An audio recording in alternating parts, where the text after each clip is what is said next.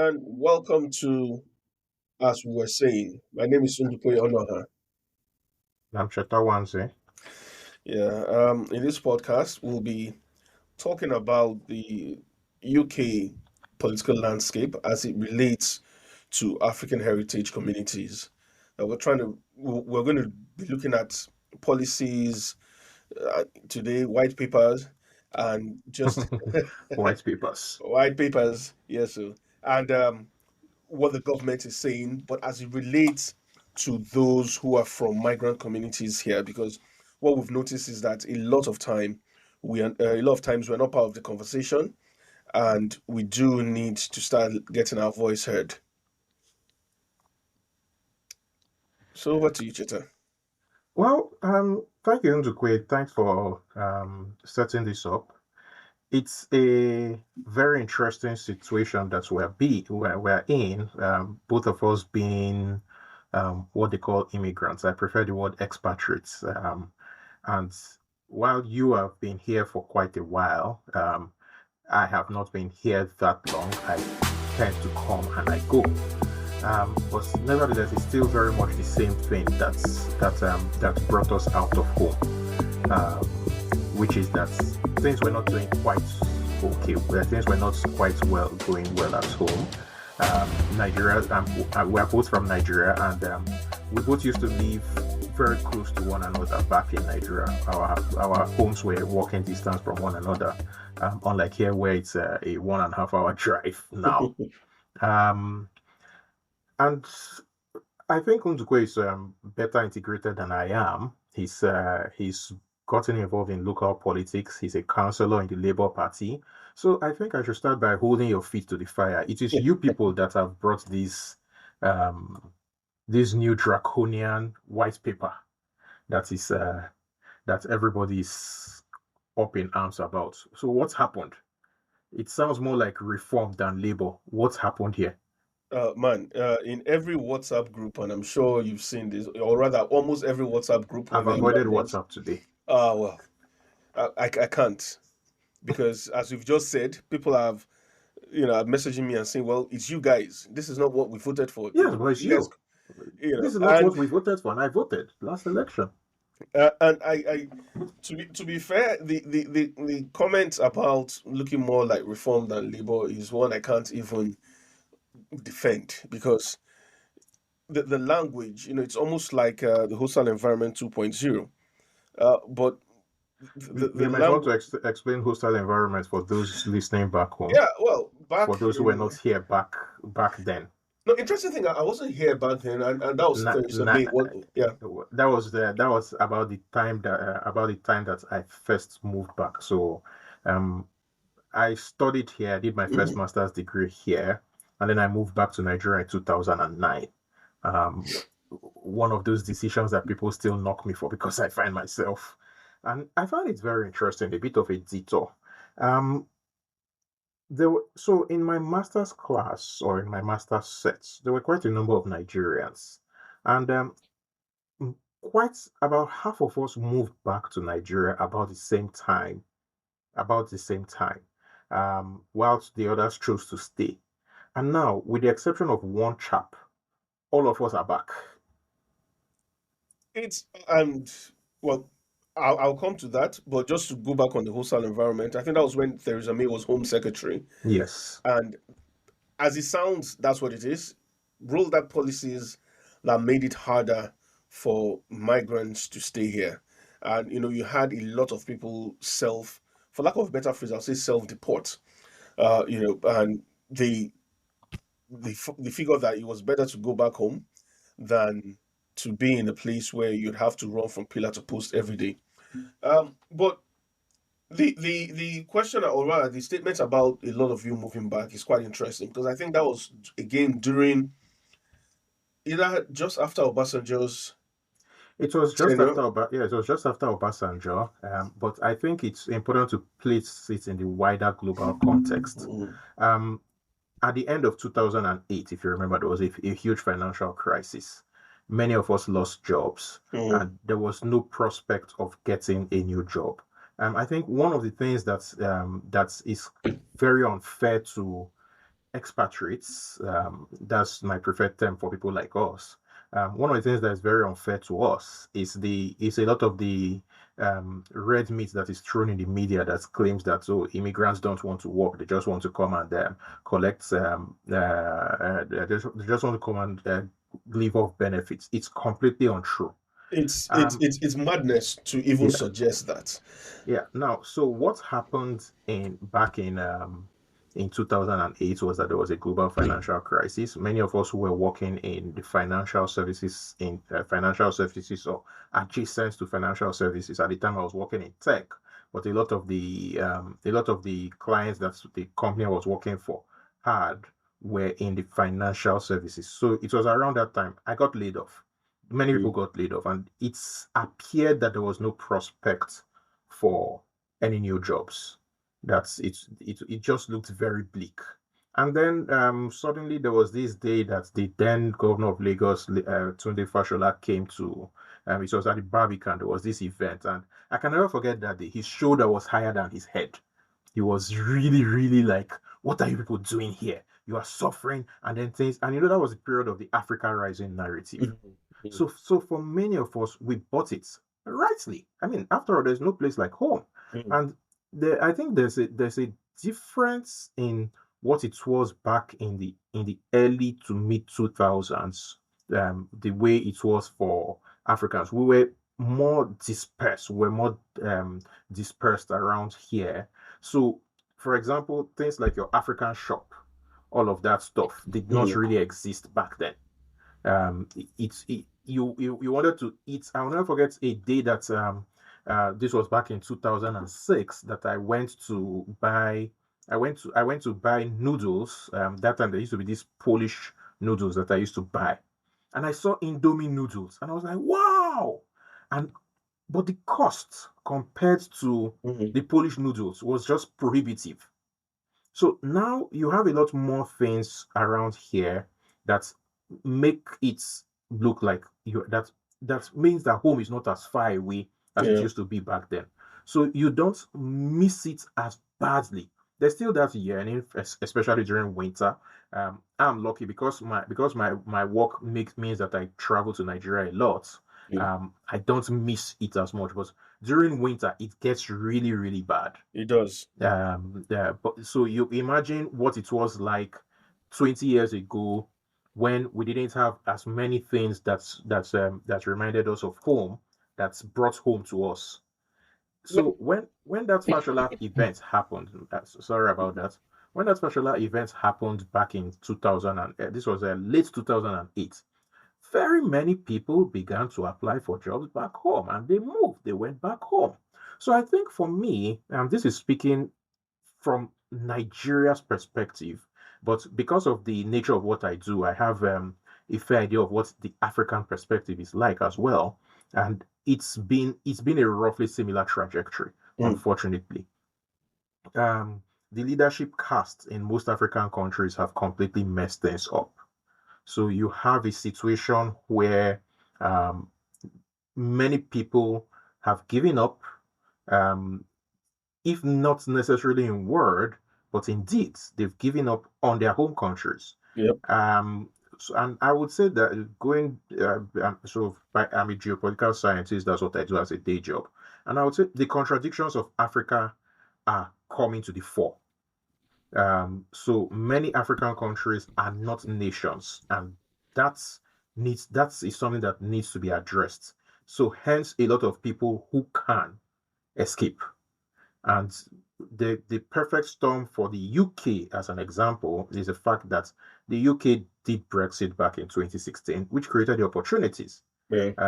And one thing that a lot of British people do not seem to have come to terms with is the fact that they literally placed economic sanctions on themselves by doing Brexit. The people who were closer to them could no longer come as freely as they used to. So you had a situation where back in the day, so for example, I'll never forget him. He was one of the friendliest guys that I ever worked with, Thomas Lemaire, a French guy. He was working in my organization back then. I'm talking of 2006, 2007. But every weekend he was in Paris, That's not an option that is available to people who have come from Mm-hmm. further afield like us. Mm-hmm. And he would come from Paris, basically spend the week in London, and then go back for the weekend. His family was there. Well, he wasn't married. He was a young chap at the time. I think I'm older than him. But that option, when someone is coming from a Nigeria, coming from a Zimbabwe, coming from India, coming from Pakistan, it's very likely that he would come with his entire family because Yeah. that's just what it is. And the thing is, and just a little segue to how people come, the cost of coming, Oh, let's and not go. also to put to bed this rubbish narrative that people are using the systems here. So, for instance, I'll give you an example. I moved here with my family in 2021. Um, when I moved, you had to pay. Everyone, has to pay the health care surcharge. The health surcharge. I mean, Now, same thing here. so and for those who don't know, you're basically paying to use the NHS. So when someone tells you that migrants are using the NHS, which is why you can't get uh, an appointment, that's the government is not paying for the health care of any migrant who's here legally. You have to pay. So I paid then, it was £400 per year per person. And for 5 years, that was £2,000 per person. So even before we got on the plane, even before we even bought a ticket, we had to pay £8,000 to the British state. Now that is on one hand. Then but what people also don't understand is when you get here, you get a job, you're also being taxed, and part of your tax goes to the NHS, so you're doubly taxed for the NHS. So when people say, "Oh, they're coming here and the state is taking," it's just lies. And then you also look at housing. It's lies that play very well to a particular narrative. Yes, and I would like to see it's written there on your visa, no recourse to public funds. So Yes. when No recourse to public funds, no sports. You can't no work in sport, yeah. sports. So when people say again, they're crowding out people, in the housing sector and all that, I'm like, where? You can't get a housing, a council housing if you're a legal migrant. You can't crowd out people because you have no recourse to those funds.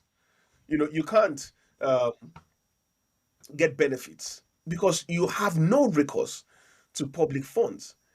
So, but the thing is, these lies have been left unchallenged, and sadly, you know, whether it's conservatives or whether it's a Labour, they are all dancing to the tunes being played by Reform.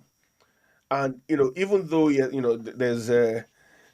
there's a conversation that well, Labour's white paper is a bit more compassionate and all that, but the thing is, I spent this a is good a deal of time cultural. reading the white paper today, so No, but it's a cultural war. It's not politics.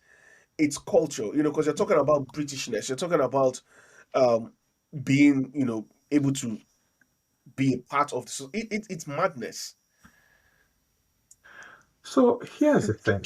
Um, it's so first things first. I think the first problem for me it's been very disappointing to be honest. Um, is the fact that clearly political discourse in this country is no longer um, is now devoid of facts. It's resembling more of what we left back in Nigeria than what we expected it to be here. And Trump's It's America. it's all about emotion. Hmm. So what Keir Starmer has done with the whole white paper thing is to try to appeal to those on the rights. It's very similar to what Kemi Badenoch has been doing with a lot of her rhetoric to try to appeal to those on the rights, as to those on the right of them. I think it's important when we are trying to play to situate these things on that right left spectrum. Um, so for a lot of Nigerians, because our own politics is not really right left, and I dare say a lot of Africans, with the exception of South Africa, South Africa's politics is also very right left. But for most Africans, our politics is very ethnic. Mm. It's very ethnic. So you don't really have people talking about left of center or right of center where we come from. It's more about where is this guy from? What God does he worship? That Mm. kind of stuff. So when somebody is on the left of politics, it means that he's more socialist. Socialism is not a dirty word here in Europe the way it is in America, for example. He's more socialist. He's more about things like public ownership of utilities, all of that. That's what the labor of Clement Attlee was. Then when somebody is on the right, he's more small business. So somebody on the left is more traditionally is big business, big government, smaller business. Somebody on the right, sorry, is traditionally small government, bigger business. That kind of stuff. Yeah. And then there's a spectrum in between. Now, what has happened is that over the last 30 years or so, UK politics has tacked more and more towards the right. So what is now Labour? Keir Starmer's Labour is actually right of centre. It's not left in the traditional Yeah. sense of things. It's right. It's slightly right of centre. I mean, so there are outliers such as Jeremy Corbyn, who was a throwback to the traditional left, but UK politics has gradually shifted to the right. And the question I don't see many of them asking is why? And one of the reasons why this shift happens is because as it shifts, as you try to play for these people, the people on the extreme will shift it further. There is no, as in, because they're in You can't out opposition, Farage you, Farage. you cannot out Farage Farage. I like that expression. You can't out Farage Farage. Mm. He will shift it even further. And then you find yourself being dragged along until one day, suddenly the country is no longer recognizable and we have crossed from being just extreme right into naked fascism. Mm. It's a systemic risk inherent in the way, especially in the two-party system. It's a systemic risk, which they don't. So I think that deep down, some of them know this, but they are not very clear on how, especially given the fact that some of the choices that will have to be made to correct the ship are not politically popular. Mm. And one of the things that has basically gone wrong with Western democracy generally is that over the last 3 decades thereabouts, we've had the rise of the politician who doesn't think in terms of decades, in terms of the people. He thinks in terms of the next election. Yep. So today's announcement by the Prime Minister was clearly a play for the next election. I Mm. mean, one of the things I watched the news conference, and one of the things I found very interesting was the fact that I think it was the journalist from Sky who asked him to make a commitment as to whether immigration would start to fall from next year, and he refused. He didn't fail. He refused to make that commitment. Instead, he committed that before the end of this parliament, immigration would have fallen. Newsflash. Next week, the ONS is going to release figures that will actually tell us that immigration fell from 940,000 plus in It's about 2023 to about 400,000 yeah. plus, or between 3 and 400,000 thereabouts last Well, year. let me see. I have the The Labour Party is going to do a song and dance about that. What is going to happen is that PMQs next week is going to be very interesting because the it's going Conservatives to are be. going to try to take credit for that as well. Oh well, Kemi has already come out to say that this didn't even go, far enough. She wanted the period before ILR to be 15 years, for instance. And Kemi, our sister. I was, who wrote that book here? Our husband has gone mad again. I Uh, For Kemi, is yeah. our sister has gone mad again. But I think in a future discussion we'll sit down and dissect Kemi because a lot of what she says about Nigeria I agree with. The question is where she's saying it. That kind of again our old habits and old sayings of you don't draw your Mm, family's leg out in public. yes. You do it inside the house where you can fight yourselves to the last. But once you're outside, everybody will smile and pretend that everything is fine. Yeah. So on that immigration figure, it went to a record high of 906,000 in the year end of June 2023. Has fallen slightly to about 728,000 in the year end June 2024. Okay, Yeah, and of, but next week the mm, ONS again, because of the nature of what I do, I follow these things yeah. not just for the UK but for various countries. Mm. The ONS, the Office of National Statistics, is going to bring out something that's a report that indicates it's even about half of that 700K So thereabouts. the we're going to go for a short break, but when we come back, I want us to talk about just the danger of what this of Labour's tack to reform territory now spells for them, especially in the support that he traditionally should have or traditionally do have in the immigrant community. Because now people are wondering what on earth is going on. This is not the Labour we voted for. Do they still have that support? Will they still hope to have that support? Or have they looked at their stats and said, you know what, it doesn't matter, we don't need the support of this community. We're still going to be able to push on, or in the words of Kestama, go further, go faster.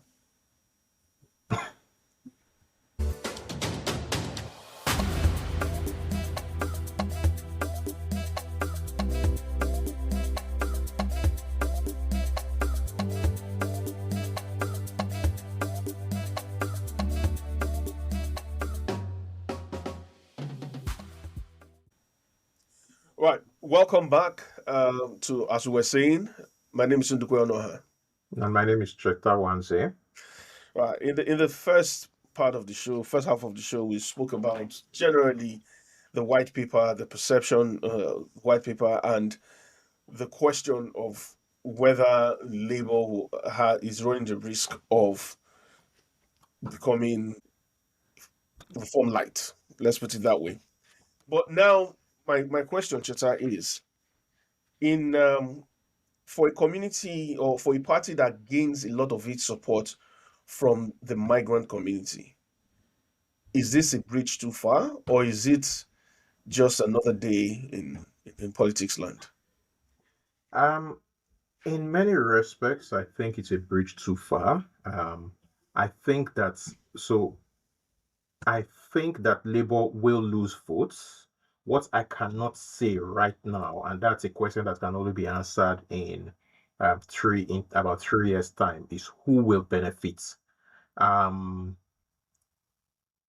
because there's so many of us migrants come from countries that people have become apathetic to politics.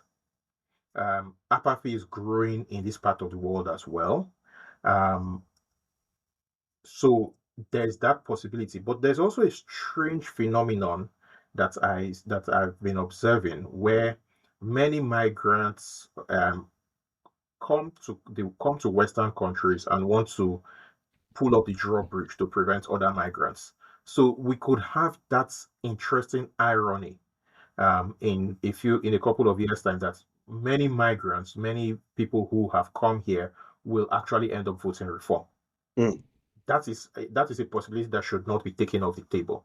That's But what? Interestingly, hmm, um, so I got elected as a councillor in 2023. yes, we're all proud of you, Oh, thank you very much. In that election, but we haven't chopped the money yet, though.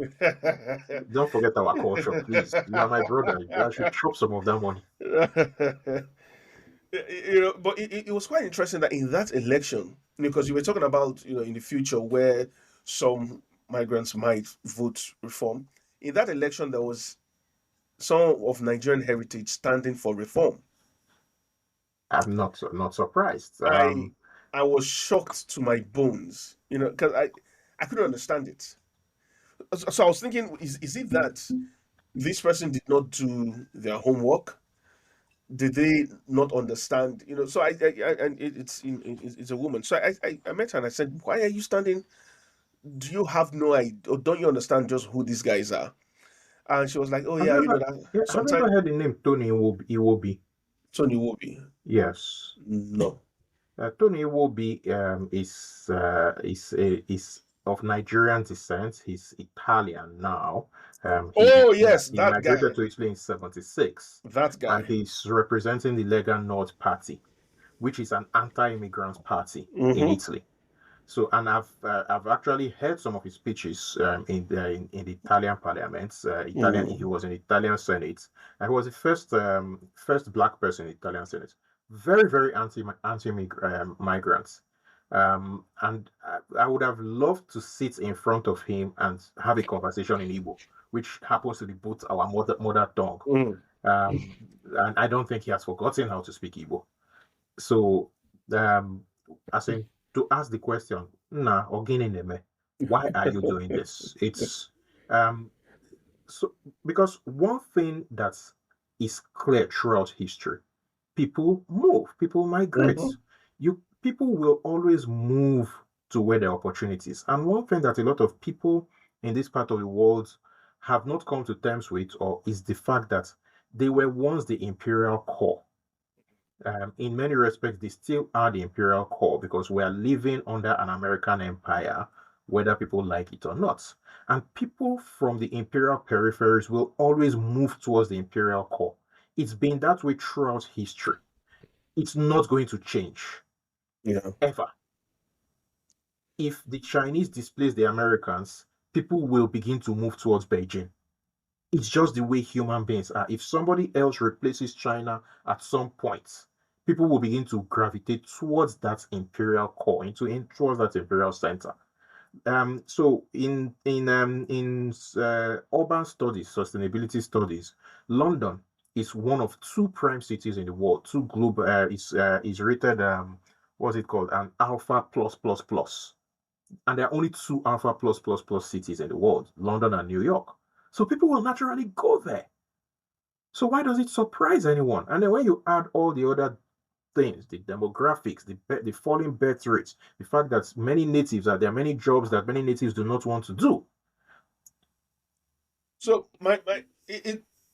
I would like to know, why, even though I could not understand why this lady stood for reform, but why do you think, given this their anti-migrant stance, why do you think that in the future people will actively vote for reform?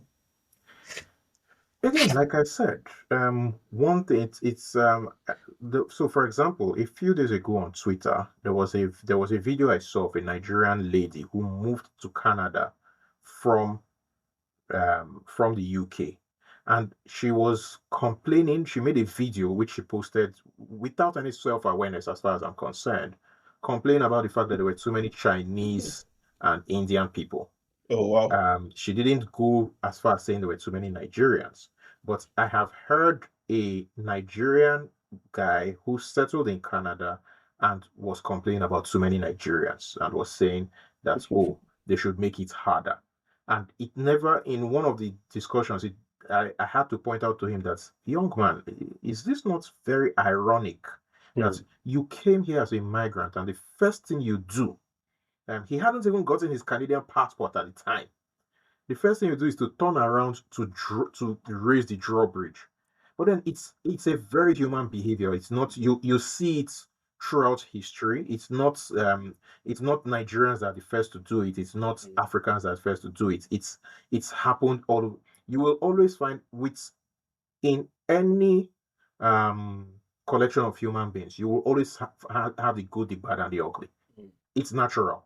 So in any collection of people, whether be it from Nigeria, be it from India, be it from Bangladesh, be it from Uganda, you will find the good, the bad, and the ugly. You will find those who feel that, oh, there's this pie. Let us bring as many of us together. Let us figure out a way to grow the pie, and all of us will enjoy from it. There are those who will say, oh, there's this pie. Let us shrink the pie, and then only a few of us. I mean, it's one of the fundamental problems of Nigeria as a Yeah, country. but Nigeria is a feudal society, in and fact, I was getting to that yeah, because but you see, it's not just when you travel around Africa, we thrive on that, to borrow your words, feudalism, because there's someone here, where when you get to a level, you don't wash your car anymore. You don't, excuse me, you don't take care of your kids anymore. There's a house help. there's someone who is doing something for you. You don't open your gate anymore. There's someone who will be there to open the gates for you. And that thinking of better, it just starts seeping in, such that when a lot of people come here, their validation is that they are with a group of people who don't look like them, who don't sound like them, and for them, they have climbed the social ladder, or as we say in Nigeria, they have arrived. Therefore, when you then see these other people, they're like they're pooping on your party. How dare they come here? How dare they, you know, feel that they can come and join you in this new place and taste what you're testing? You're better. So it's, I mean, it's that's again. So for the first one, and again, it's something I think we should discuss in the future when we're talking about our old homeland. It's it's a function of the cost of labor. Um, so again, going back, there was a time that this part of the world was very much like that. There were people who are the plebs, there were people who are the serfs, there were people who are the nobles, Mm. and they really didn't mix. So, for example, when I the first time I watched the movie Braveheart, and then Mm. there was this thing where the rebel had an affair with the queen. It was I Mm. was like, it's this is very ahistorical. It is absolutely impossible because Mm. those people then, the royalty, the nobility, did not even see the people of lower classes as human, talk less Mm. of copulating with them. But so in many respects, that's where we are in our own societies. We have so Nigeria is, and we have a phrase for it. I better pass my neighbor.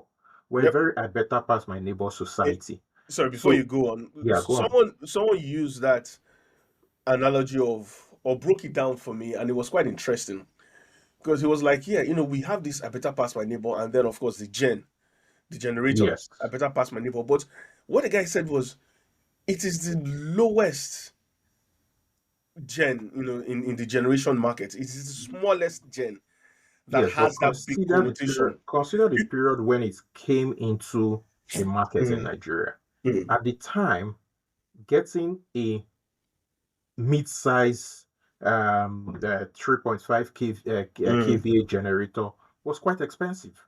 Oh They were yeah, not all over the place. yeah. So So they no, are but better. so it was for me. It was that it's this little thing that has very little utility apart from lighting your bulb and your fans, that has been given this status of "I'm better than you," and it just did not make any sense because it was the lowest rung. Yes, but That was. consider this. Mm. Nigeria right now, we have GDP per capita of just under $900 per Mm. person. Yet the Nigerians who are or who think they are wealthy will Mm. absolutely lord it all over every other person. It's exactly the same thing. Yeah. It's exactly the same thing. It's There's no difference in that behavior. So Mm. you had back then, we were all living in Abacha's Nigeria. There Mm. was no power. Some of us, there was cooking gas was scarce. Some of us were having to use things like sawdust. Mm. And then towards the end of that era, towards the start of the Obasanjo era, these very tiny generators suddenly started flooding the markets, and not everybody could afford them. Mm. So the few people who could afford them suddenly were, I better pass my neighbor. Yeah. So essentially, that's the mindset. Nigeria is an I better pass my neighbor country, and And it so is we're going that to. mindset that people carry over and come here, and then we'll begin to suddenly get involved in the culture wars, Yeah. which again is absolutely silly from my It's viewpoint, it's incredibly for the stupid. very simple reason. Okay, so take me and you. Mm. We are both Igbo, Mm. which means that where we come from, even though we're a majority in quotes of the majorities, we're the minorities, and we're the ones that everybody loves to hate. You're already a minority. You've lived as a minority of sorts all your life, and because Igbos are so dispersed all over Nigeria, we're the classic middleman minority. So we've had a minority existence all our lives. Then we come here, we're black. So we're still minorities. And then you come and you start picking up cultural war weaponry against other minorities, whether it is females, whether it is LGBTQ people, whether it is religious minorities. It doesn't make sense. You should have empathy, given the fact that you are or you know the experience of a minority. And you should understand that when the people who are pointing at one particular minority are done dealing with that minority, They will they come will for turn you. around and face you. And so Martin Naimola's poem Point. is always one of the best things that you can refer to. Mm. First they came for the Jews. I didn't speak because I was not a Jew. Then they came for the socialists. They didn't speak because I was not a socialist. Then they came for the communists. They didn't speak. Finally, they came for me, and there was nobody left to speak for me. People need to understand you have strength when you are in the collective. But when you divide yourselves or allow yourselves to be divided into small, small groups, they will finish you. And it's, I mean, a classic case here is the case of the Nigerian guy who, during the summer riots, who went to work and came out and his car had been burnt. And this is because, hey, look, minority. Now, every other person would have thought, well, you know what, this isn't. We're not part of this. They are fighting the Muslims. They are fighting, people in the mosque. But someone actually took their time to pinpoint his car as being owned by a black person. So each time I think of that story, I think that, I remind myself that when they are done, as you've said, fighting this or waging this culture war on whether it's the Muslims or, I mean, even now, Farage has said that, in the councils where they control, people that work in DEI should look They for will other cancel jobs. all of that. Yeah. It's so we don't need to look far. But you've also mentioned something that is quite important. I better pass my neighbor mentality. Wanting to lord it over others. Wanting to show that we are in the know where others are not. And we see it in, whether we go to is in the clubs, the bottle service culture, it's the VIP treatment. It's in the how much online these days. You have a conversation with someone, an argument with someone, and the next thing they're asking you is how much money do you have? That need to show that they are better is something that makes it easy for reform to have a foothold in in our societies or in our communities, because all it takes is for someone to say to them, you're one of the good guys. You're not, like those other I don't people. mean you. I don't mean you. You're nice, or you've integrated. Oh, you speak good English. You should be. I get particularly offended by that. You speak good English. For crying out loud, English was my first language. No. Whenever I said whenever someone, and they've said that to me quite a few times, I just remind them calmly that look, Nigeria was colonized by the English. So it's not that I wanted to speak. I was forced to speak English. I was forced my social development was around the English construct. But anyway, so it's quite interesting. But back to these white people. One thing that we don't talk much about in our communities is mental health. Because everyone is, God will do it for you. You don't talk about these things. But do you see, do you foresee a rise in, anxiety, mental health cases within the community because people don't, because again, these are white people, uh, it's not clear. The intentions are there, but the details haven't been firmed up. So you don't know who's going to be exempt from, say, the 10-year wait before you get an ILR, or who's not going to be exempt. You don't know, for those who are already here, um, who's going to have to apply in 5 years or who's going to wait 10 years. So there's a lot of uncertainty, even though the intention, there's a certain intention of you have to show that you belong. But, how do you see this? How do you see the effect on on African heritage communities? Well, there'll be definitely a lot of anxiety, um, and that anxiety will lead to issues. Mm, And I think the tragedy of this white paper is the fact that a lot of people do not understand or do not get, and a lot of it is for lack of information.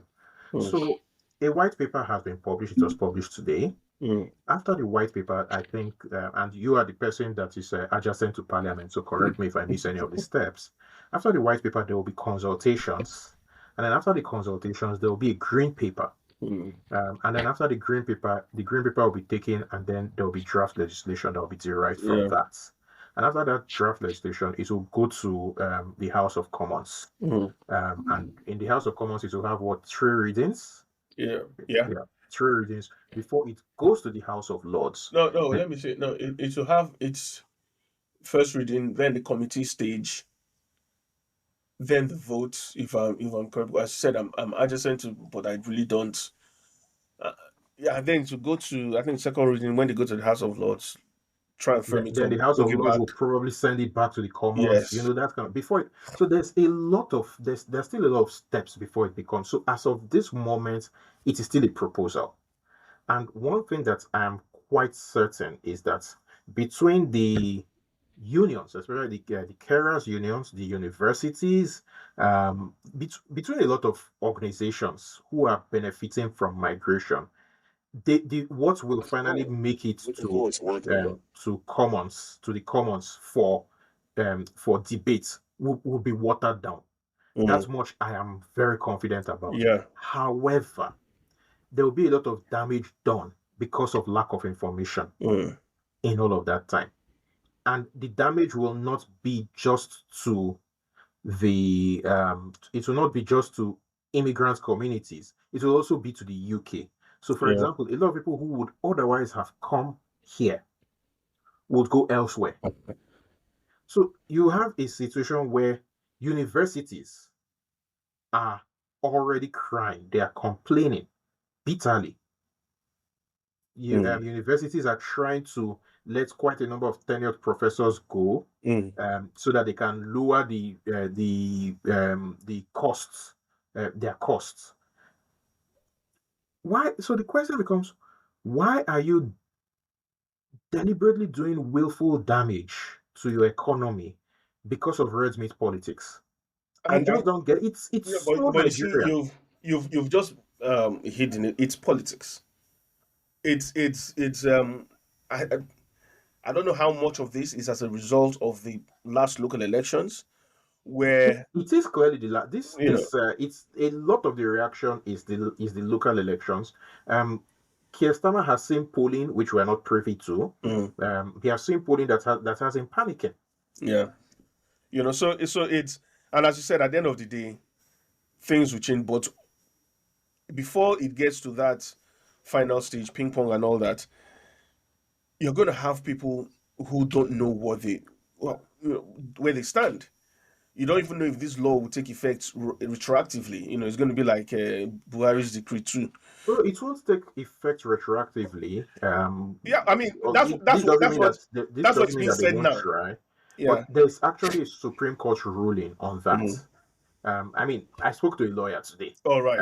Yeah, because I myself, at the end of the day, so for example, in Nigeria, when it comes out as a white paper, the next thing is a federal government gazette, and Mm. it becomes law. So so that was the mindset I had in mind Mm. when I first heard white paper.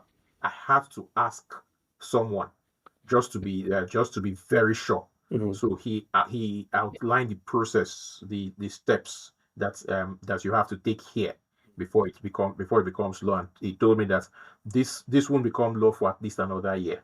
Mm. So Mm. um, Yeah, but in the meantime, what there'll be a people lot of should uncertainty. there'll be a lot of uncertainties, but people should also, in the meantime, they should speak to their MPs. I encourage them to write to their MPs so that their MPs know just how they're feeling and the possible effect of this policy on them. Write to your councillors, and I say that being a councillor myself.